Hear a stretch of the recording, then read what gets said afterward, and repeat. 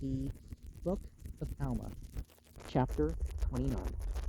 And now it came to pass that when Moroni had received this epistle, his heart did take courage, and was filled with exceeding great joy, because of the faithfulness of Pahoran, that he was not also a traitor to the freedom and cause of his country, but he did also mourn exceedingly, because of the iniquity of those who had driven Pahoran from the judgment seat, yea, in fine, because of those who had rebelled against their country, and also their God. The latter is, of course, a more serious thing, but a country should really only deal with the former. And it came to pass that Moroni took a small number of men according to the desire of Pahoran, and gave Lehi and Tancum command over the remainder of his army, and took his march towards the land of Gideon, and he did raise the standard of liberty in whatsoever place he did enter, and gained whatsoever force he could in all his march towards the land of Gideon. It's important to try to get help of all the people when there's something that needs to be done for a nation. And whatever the thing is, you can build up along the way, and whatever you're able to put forward towards the effort, you make the effort. You know what I mean, when an effort must be made of any sort, not just, battles and all that. And it came to pass that thousands did flock unto his standard, and did take up their swords in the defense of their freedom, that they might not come into bondage. And thus, when Moroni had gathered together whatsoever men he could in all his march, he came to the land of Gideon, and uniting his forces with that of Pahoran, they became exceeding strong, even stronger than the men of Pachus, which was the king of those dissenters, which had driven out the freemen out of the land of Zarahemla, and had taken possession of the land. With those of Pahoran, the men of Pachus, who was the king of those dissenters, who had driven the freemen out. And it came to pass that Moroni and Pahoran went down with their armies into the land of Zarahemla, and went forth against the city, and did meet the men of Pachus, insomuch that they did come to battle. And behold, Pachus was slain, and his men were taken prisoners, and Pahoran was restored to his judgment seat, and the men of Pachus received their trial according to the law, and also those kingmen which had been taken and cast into prison, and they were executed according to the law, yea, those men of Pachus and their kingmen, whosoever would not take up arms in the defense of their country, but would fight against it, were put to death.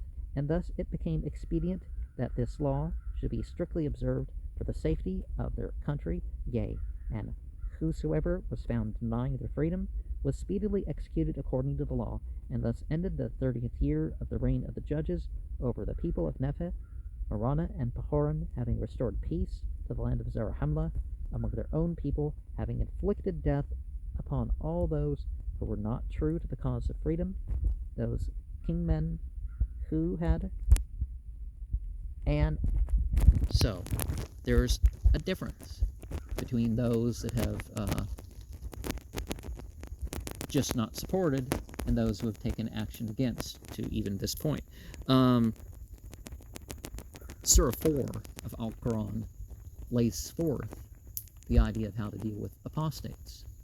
And remember, the Quran's laying forth the Sharia, the middle path law. So that alone would tell you, you don't even need examples to figure out what some stuff would be with that case. But, it's there to explain anyways. People going back and forth in belief and disbelief. Well, if there was a death penalty for apostasy, they would step in and execute, and there wouldn't be this going back and forth, and finally you die. But of course, the focus is the spiritual conditions of the spiritual results rather than the mere things of this world. Certainly living in this world, but, now, earlier in that chapter, it talks about 3 exceptions to the apostates that you leave alone. And these exceptions make clear they're not being punished for apostasy. Because if they're supporting the army is against you, or that sort of thing.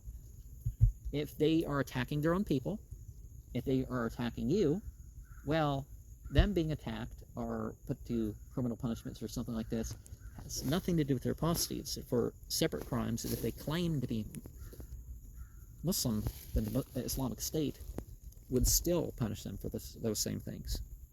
And it came to pass in the commencement of the 31st year of the reign of the judges over the people of Nepheh, Moroni immediately caused that provision should be sent, and also an army of 6,000 men should be sent unto Helaman to assist him in preserving that part of the land. And he also caused that an army of 6,000 men with a sufficient quantity of food should be sent to the armies of Lehi and Teancum. And it came to pass that this was done to fortify the land against the Lamanites. King Men who had... And I can't help but think that perhaps there's symbolic value in the numbers. And I've done videos on different numbers from a numerological perspective. And this isn't to say that, oh, you see this number, it must mean this in your life and that sort of thing. And you're going to notice some numbers more than others. I can match, I mean, I've done so many videos on the one number because I've seen that so much in my life, and the symbolic value, and it's demonized and all that stuff. But, you know, and it came to pass that Moroni and Pahoran, leaving a large body of men in the land of Zarahemla, took their march with a large body of men towards the land of Nepheh, being determined to overthrow the Lamanites in that city. And it came to pass that as they were marching towards the land, they took a large body of men of the Lamanites, and slew many of them, and took their provisions and their weapons of war. And it came to pass, after they had took them, they caused them to enter into a covenant, that they would no more take up their weapons of war against the Nephites. And when they had entered into this covenant, they sent them to dwell with the people of Ammon, and they were in number about 4,000, which had not been slain. 4,000 who had not been slain, they had taken them. And it came to pass that when they had sent them away, they pursued their march towards the land of Nepheh. And it came to pass that when they had come to the city Nepheh, they did pitch their tents in the plains of Nepheh, which is near the city Nepheh. Now, Moroni was desirous that the Lamanites should come out to battle against them upon the plains, but the Lamanites, knowing of their exceeding great courage, and beholding the greatness of their numbers, therefore they durst not come out against them. Therefore they did not come to battle in that day.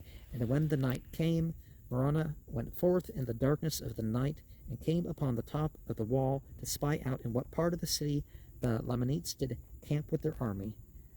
And it came to pass, when they had come to the city of Nepheh, 4,000 who had not been slain, they had taken them. And it came to pass that they were on the east by the entrance, and they were all asleep. And now Moroni returned to his army, and caused that they should prepare in haste strong cords and ladders to be let down from the top of the wall into the inner part of the wall. And it came to pass that Moroni caused that his men should march forth and come upon the top of the wall, and let themselves down into that part of the city, yea, even on the west, where the Lamanites did not camp with their armies. And it came to pass that they were all let down into the city by night, by the means of their strong cords with their ladders. Thus, when the morning came, they were all within the walls of the city. And now when the Lamanites awoke and saw that the armies of Moroni were within the walls, they were affrighted exceedingly, insomuch that they did flee out by the pass. And now when Moroni saw that they were fleeing before him, he did cause that his men should march forth against them, and slew many, and surrounded many others, and took them prisoners.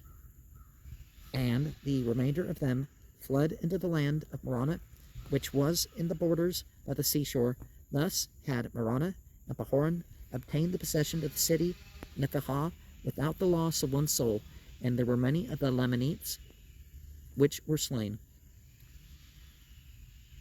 The Lamanites who were slain. Now it came to pass that many of the Lamanites that were prisoners were desirous to join the people of Ammon and become a free people. And it came to pass that as many as were desirous, unto them it was granted, according to their desires. Therefore all the prisoners of the Lamanites did join the people of Ammon, and did begin to labor exceedingly, tilling the ground, raising all manner of grain and flocks, and herds of every kind. And thus were the Nephites relieved from a great burden, yea, insomuch that they were relieved from all the prisoners of the Lamanites. Now, it's not like what became the standard in Judaism, that whether you were of the faith or the group or whatever or not, became a thing. It's like, well, did your mother? And, it started as your parents, and then it was like more, is it your mother? Right? But no, it should be more of your own deeds and merit, or your own claims, whether or not you're accepted into a religious or national community. Now it came to pass that Moroni, after he had obtained possession of the city of Nephihah, having taken many prisoners, which did reduce the armies of the Lamanites exceedingly, and having retained many of the Nephites which had been taken prisoners, which did strengthen the army of Moroni exceedingly. Therefore Moroni went forth from the land of Nephihah to the land of Lehi, having regained many of the Nephites who had been taken prisoners. So Chrysones, so it's, didn't have the R in the first printing, but, again, common printing mistake. And Joseph Smith was in charge of 3 more sets of printings, so that would be important to look at some point. And it came to pass that when the Lamanites saw that Moroni was a-coming against them, they were again frightened, and fled before the army of Moroni. And it came to pass that Moroni and his army did pursue them from city to city, until they were met by Lehi and Teancum, and the Lamanites fled from Lehi and Teancum, even down upon the borders by the seashore, until they came to the land of Moroni. And the armies of the Lamanites were all gathered together, insomuch that they were all in one body in the land of Moroni. Now Amoron, the king of the Lamanites, was also with them. Moroni was coming against them. And it came to pass that Moroni and Lehi and Teancum did encamp with their armies round about in the borders of the land of Moroni, insomuch that the Lamanites were encircled about in the borders by the wilderness on the south, and in the borders by the wilderness on the east, and thus they did encamp for the night. For behold, the Nephites and the Lamanites also were weary because of the greatness of the march. Therefore they did not resolve upon any stratagem in the night time, save it were Teancum, for he was exceeding angry with Amoron, insomuch that he considered that Amoron and Amalickiah, his brother, had been the cause of this great and lasting war between them and the Lamanites, which had been the cause of so much war and bloodshed, yea, and so much famine. War and bloodshed, and so much famine. Yeah, sometimes things start between a couple people, right? For he was exceedingly angry.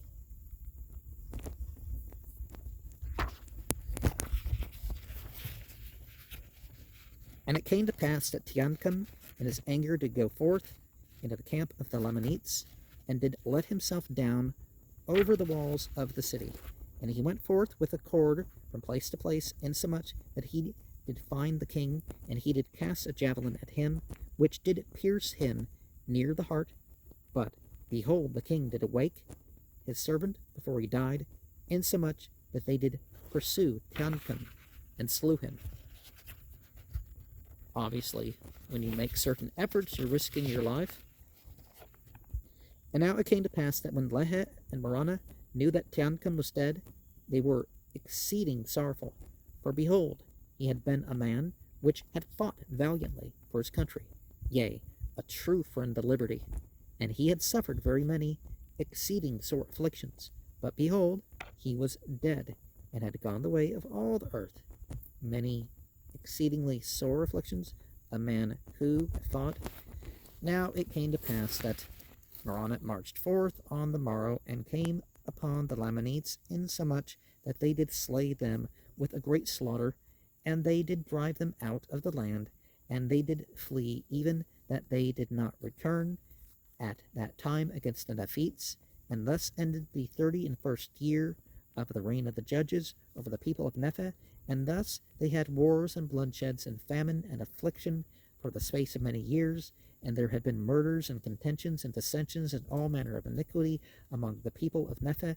Nevertheless, for the righteousness' sake, yea, because of the prayers of the righteous, they were spared. But behold, because of the exceeding great length of the war between the Nephites and the Lamanites, many had become hardened because of the exceeding great length of the war, and many were softened because of their afflictions, insomuch that they did humble themselves before God, even in the depth of humility. And in another sense, you can be hardened and humbled at the same time. In the previous thing, exceedingly instead of exceeding, a man who fought valiantly. And it came to pass that after Morana had fortified those parts of the land which were most exposed to the Lamanites, until they were sufficiently strong, he returned to the city of Zarahemla. And also Helaman returned to the place of his inheritance. And there was once more peace established among the people of Nephi, and Morana yielded up the command of his armies into the hands of his son, whose name was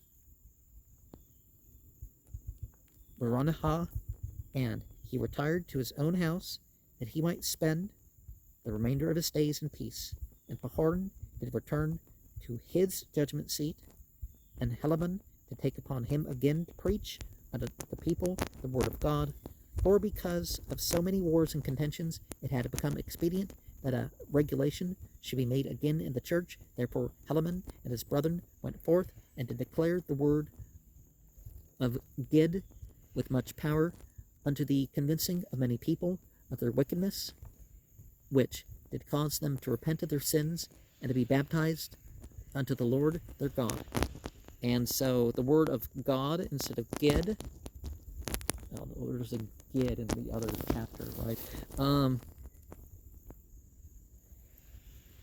it came to pass that they did establish again the church of God throughout all the land, yea, and the regulations were made concerning the law, and their judges and their chief judges were chosen, and the people of Nephi began to prosper again in the land, and began to multiply, and wax exceeding strong again in the land, and they began to grow exceeding rich. But notwithstanding their riches, or their strength, or their prosperity, they were not lifted up in the pride of their eyes, neither were they slow to remember slow to remember the Lord their God, but they did humble themselves exceeding before him. Yea, they did remember how great things the Lord had done for them, that they had delivered them from death, and from bonds, and from prisons, and from all manner of afflictions, and he had delivered them out of the hands of their enemies.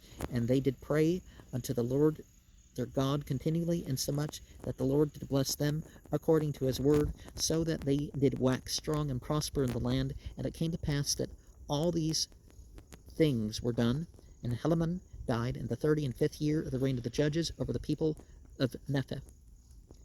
And so it's important to repeat and go through things yearly, the restoration of society, even if they're around.